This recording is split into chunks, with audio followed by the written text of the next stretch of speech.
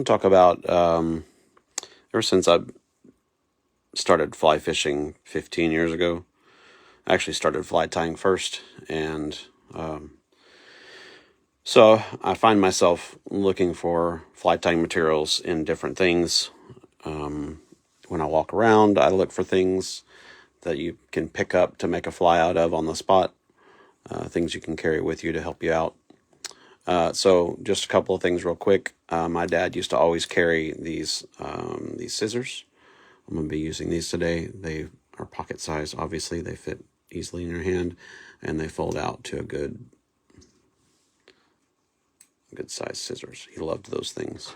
And then, of course, eagle claw hooks. You can find them in these containers with different kinds of hooks in them. This is one size that's a bait holder. I have one that's like a straight shank. And then you can also sometimes even find these with flies already in them.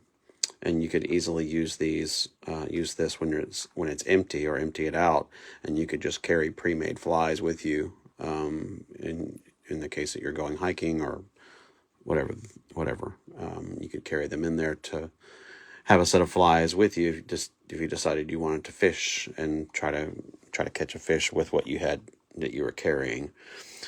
So there's that, and I'm going to be using a hook from that today.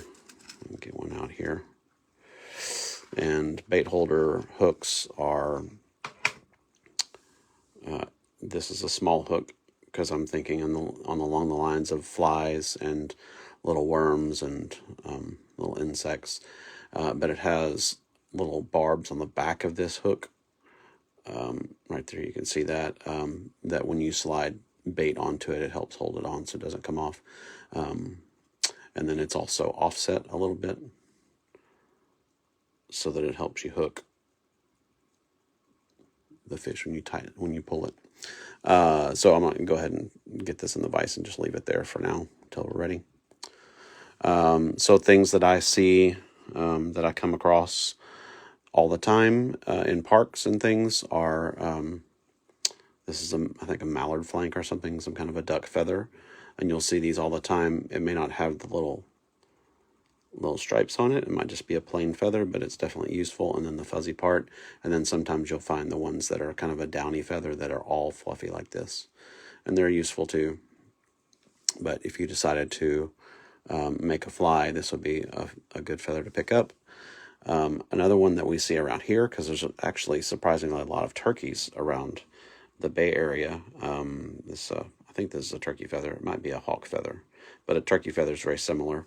You can use this for a wing on the back of like this here. You can use that for the wing coming off of the fly, or you can use it for, you tie in one part and stretch it across and tie it back down over dubbing, and it looks like a wing casing where the worm, before it hatches into the flying insect, the wings are inside of that space. And then just in a couple of minutes of brushing with a little beard brush, I have this dog fur from my dog. My dog is a poodle bulldog mix, and he's got this long, fine, his hair grows like a poodle. It keeps growing and growing. And then it's real fine and fluffy, so it's good for dubbing, actually. And I'll mess with that in a little bit. And then other items that you might find that you could use for for fly tying in a pinch. So I have this thread, and this isn't like regular sewing thread. It's not like tying thread. It's very, very fluffy. I had a loose string on one of my t-shirts, and I pulled it, and this big long piece of pretty, I won't say it's strong, but it's pretty strong, good enough to tie a fly in a pinch. I pulled it out, and it's actually an olive color, which a lot of my shirts are kind of a olive green or a sage green, but this happens to be in the fly tying world olive colored, kind of a dark green. So there's that material. And then you don't always get this from paracord that you find just in a regular store. Like if you go to Home Depot, the paracord that's there, it's going to be the casing of the paracord with this fluffy stuff inside, which is basically, I mean, it makes it strong and you can use it for stuff, but it kind of is useless. I mean, it doesn't separate out very well into separate strands that you can use. You get 3 strands there. But if you get paracord that you like, that is what it's supposed to be, and this is actually a little bit extra. Well, let me start with this. My favorite paracord that I had, I don't even remember where I got it, but the paracord, the cordage inside was, all these were braided. This is not braided, but at least it's twisted like a rope. So this is some stuff I got on Amazon, and I think it's called Fire Starter, or Fire Tender, Fire Starter paracord. So paracord typically has 7 strands of this stuff inside, this white, 7 strands of this stuff inside that's usable. Usually, I think that this is probably 30 to 50 pound test. I've not tested it. I've not, not tried to figure that out, but I know that each band is pretty strong. The cordage itself is very strong, of course. But in this one, you have some cool stuff. So one of the strands that's in this, besides the 7 that are typical, one strand is a strand of cotton thread. It's kind of thick, but cotton thread. You have a strand of some kind of waxed thread, heavy like a yarn, but it's waxed, so it takes a flame pretty well. In fact, I'll show you here. Most of the stuff in paracord doesn't take a flame, but that takes a flame like a wick. So that's pretty good. I've never tried to start it with a, like a flint or anything, but, and then this other last one is fishing line, like it's kind of like braided backing material that you would have on your reel. So that's the other one, and it's really strong stuff. And so what I was saying about this is that the other stuff melts when you light it. See, it balls up and melts. So if you have that, these are useful things that you can have. A lot of people have paracord bracelets, or something like this that they'll have on their backpack or somewhere, or you can make that into a bracelet that you can unravel, and you can use those parts. So I got this so that I could have that for wearing on my person and have those items. And then finally, with the paracord, once you take the strings out, so you can take those out, and you have, obviously long pieces of thread that you can do things with. But you can also, once you get those out, if you want to use this, you can actually take one piece of this braid and you can work it out and get it out of there. And this piece is about maybe 2.5 to 3 feet long. This is a piece that I cut off after I made a bracelet. But there's a nice long piece of, again, kind of an olive colored, basically thread you could use to tie onto a hook to make a fly. And I feel like if you, you could dig around and try to find worms and things to fish with, and you can just have a hook on a string and do it. I feel like you improve your chances of catching a fish by making the hook look like something before you start putting anything on it besides that. And it's just kind of a challenge to me. So in thinking of that, I'm going to take this this strand. It's not on a bobbin or anything. It's just a loose piece of thread that I pulled off of my t-shirt. And that's something to think about too if you were deciding to need to fish.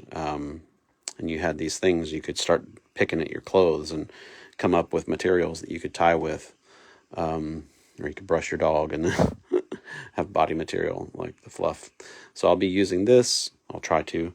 It's hard to do with the bobbin, because the bobbin, when you make a few turns and you let it hang, the bobbin keeps pressure on the materials you have on there. So it's a little bit harder when you don't have the bobbin to hold on to the material to put it in place. But I think what I'm gonna do is I'll use this this duck feather and this dog hair for dubbing, and the thread for my t-shirt, and I'm going to make a fly out of that. See if I can make something that looks like a bug. And really, I've actually have made I made a fly one time out of the string off of a pillow that was on a couch. It was like a velvety, shiny gold material, and I tied the back on so that it became a tail, and then I used the rest of it for a body and tied it off, and I fished with it and caught a fish. Now, I'm not trout fishing. I don't really care too much about making the amazing, beautiful flies that, you could catch a, 20-pounder on. That's not kind of what this is about. This is about deciding to make a fly out of found materials, just to see if you can do it and catch a fish. So I'm going to go ahead and start with this. As usual, with when you tie a fly, you typically want to start with wrapping the hook with thread and covering the hook so that you get a bite on the material and give it, because the hook is slick. This one happens to have those little barbs from being a bait holder, but aside from that, the metal is slick. So I'm going to go ahead and start this off. And I didn't do this quite as good as I wanted to, as far as I was watching this tyer who's in Ireland. His channel is Gun Dog and Fly.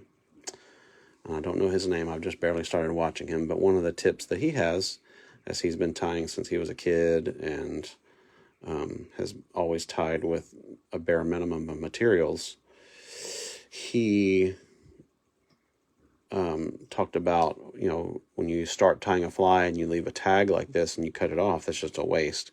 So you can, if you hold it just right, you can start it and just cover up the tag, and you don't have to cut anything off. You don't waste the time cutting. But I didn't do that really that well, but whatever. But it was, his suggestion was a good one. If you want to spare materials, I'm always hanging on to little clippings of pieces of flash or pieces of feather that could still be used, and it just floats around my desk my fly tying desk is a hot mess, because I'm always leaving stuff laying around on the desk. So here's what I want to do here. I'm going to take this thread, now that I've got it to the end here. I'm going to tie in a piece that I'm going to leave here. Well, I hope I have enough thread to do this. I'm going to go here. So if you pull a loop and then tie it back onto itself, then you have a piece that can hang out on the back of your fly that you can use. I'm going to use it for ribbing. All right, so that's there. I'm going to go back down. I know this seems like a waste of thread, and it might be. I might run out. So I'm going to use this, and now I'm going to dub on this fur.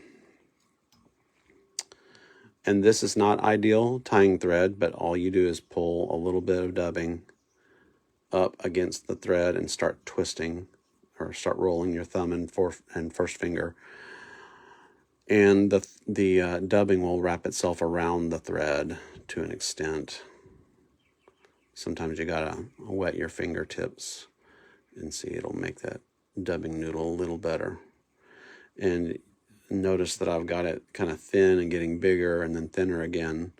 And you want to do that so that you get a taper on the body. So I'm just going to go and wrap this around and let that fur get on there. And what this does, it builds up a shape of a body, but it also, because it has little leggy bits, it makes, looks like a hairy little bug. And when it goes underwater, it'll catch little bubbles and hold air that the fish will see. And, a lot of bugs do that to breathe. And this is not so easy with this thread, because this thread is not waxed. But that's why I have this other piece here. I'm going to go over that to hold it in place. So yeah, here all I'm doing is twisting it around the thread and then laying it on.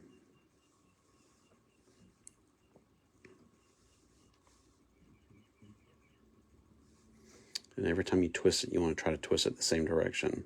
So see, I've got that. It's come off a little bit, but I can wrap over it and it'll pretty much hold it in place.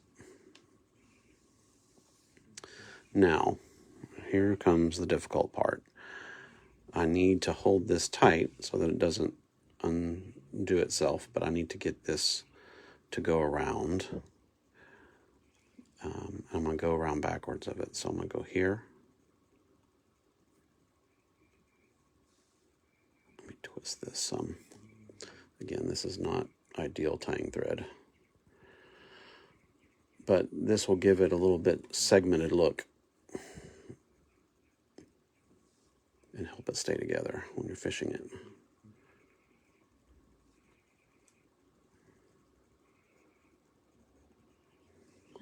You just want to turn it so that they're slightly separated out. And then when you get here, you can come over and tie it in.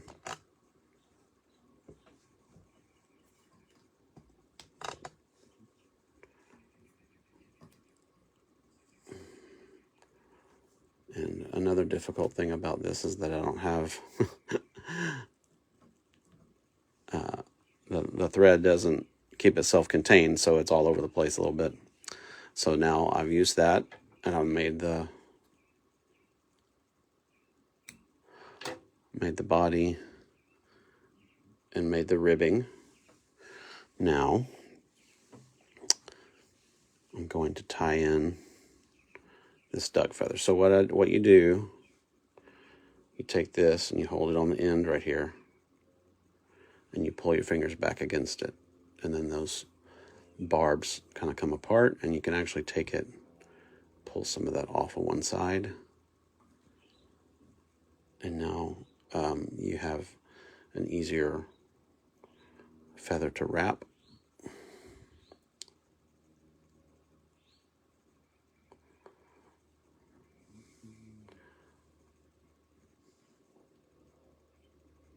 This is definitely harder to do without the bobbin.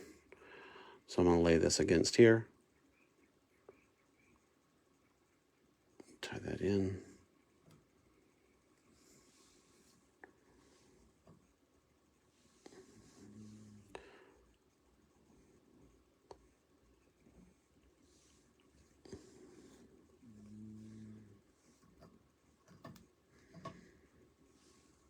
We'll pull this back and tie over it again. That'll give us a bend in the feather so that it won't try to pull out. This thread is a little bit slippery.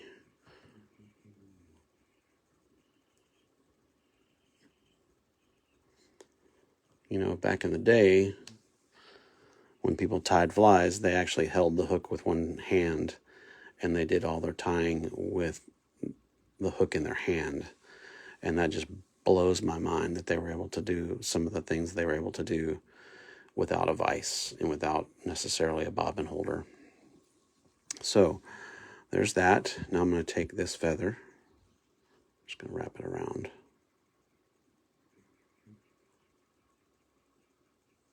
A couple of turns.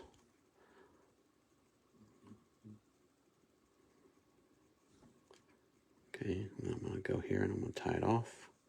That's good enough for me.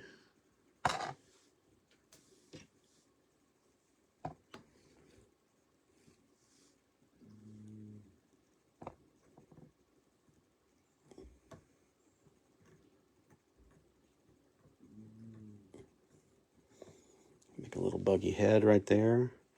I'm going to tie a half hitch just to hold it in place.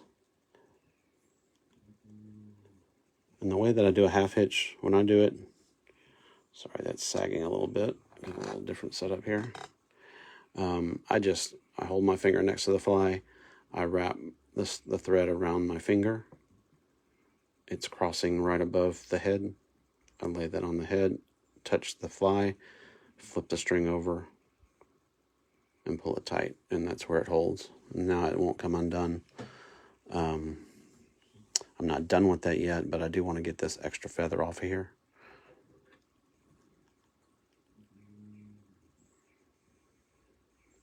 These are not fine tip scissors, so you can see that I left my bit of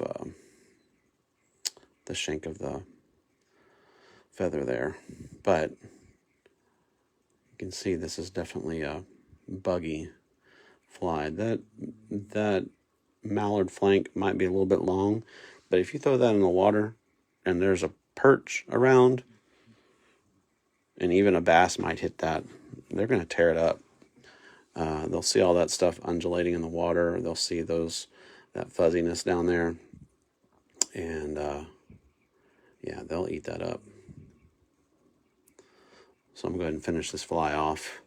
And this is one I learned from Dave Camus, the way to, it's sort of like a whip finish, but it's a little bit different. And I just hold my finger up here, and I go over my finger, under the hook, over my finger, and then I leave it hanging, and then I go through the loop. I grab the second strand and pull it through, put it back where it was, underneath,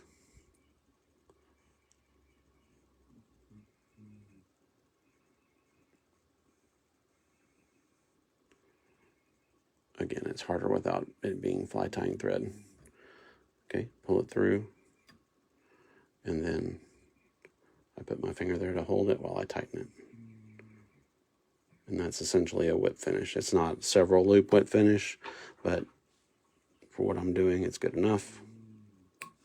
Snip that off. Now, I don't have my fingernail polish to finish the head. Well, I do have it, but I'm assuming that if I was out just walking on a trail and decided to make a fly, that I wouldn't have nail polish with me. I very likely could have my hooks or a hook, or I might find a hook if people have been fishing there. And then something like this in my pocket, or a knife is fine. But those scissors are great. So there's a nice, this would be a wet fly. It might float for a little while, but it wouldn't stay floating on top of the water. And then if you happen to have some Velcro, I have some Velcro on the end of this X-Acto knife handle with a needle on the other end to use for fly tying. If I pull this back, I can use this on that dubbing to fluff out some more of that fuzz to get it to grab some more, make it look a little more buggy. And there you go. So,